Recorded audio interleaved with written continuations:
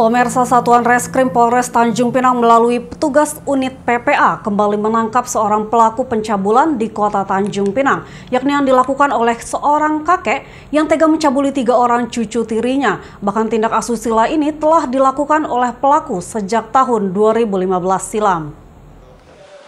Seakan tak pernah jera, tindak pencabulan anak di bawah umur masih saja terjadi. Seperti yang dilakukan oleh seorang kakek dengan inisial SR 66 tahun.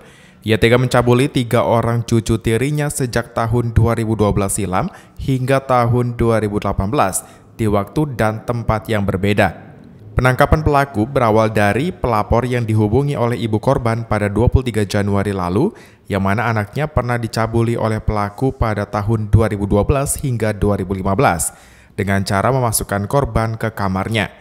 Di saat rumah dalam keadaan sepi, kemudian pelaku menggosokkan kemaluannya ke alat vital korban, bahkan mencium bibir korban yang masih di bawah umur.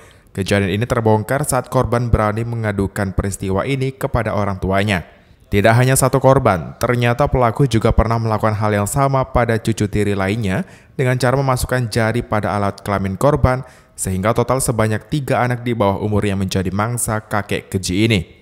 Berdasarkan kejadian tersebut dan laporan keluarga korban, akhirnya polisi berhasil menangkap pelaku pada Jumat 4 Februari tahun 2022 di kediamannya di kawasan Kampung Bugis, Tanjung Pinang Kota.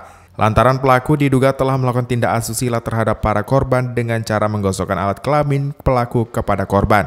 Setelah ditangkap, pelaku pun mengakui perbuatannya terhadap ketiga korban yang tidak lain adalah cucu tirinya. Perbuatan tercela itu dilakukan SR lantaran sering menonton film dewasa. Hal ini juga dibenarkan oleh Kanit PPA Reskrim Polres Tanjung Pinang, Aibtu Rio Agusta. Unit PPA berkoordinasi dengan Opsnal atas perintah dan arahan dari Pak Kasat Reskrim, ya, Pak AKP Awal Sabat, melalui Pak KBO, ya, itu Pak Gayu. Kita diminta untuk koordinasi ke Opsnal dalam rangka untuk melakukan penangkapan, ya. Jadi semalam Opsnal bergerak langsung melakukan penangkapan terhadap pelaku, diduga pelaku.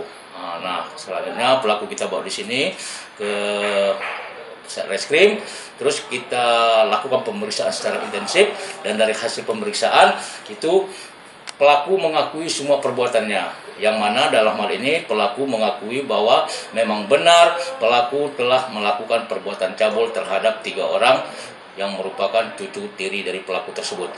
Bagaimana kronologis dia menjalankan aksinya itu, Pak? Terhadap 3 cucunya sekaligus kah atau satu persatu? Ya, ini ada rangkaian peristiwa, ya. Artinya ini kan terkait dengan 3 orang, ya, korban, ya.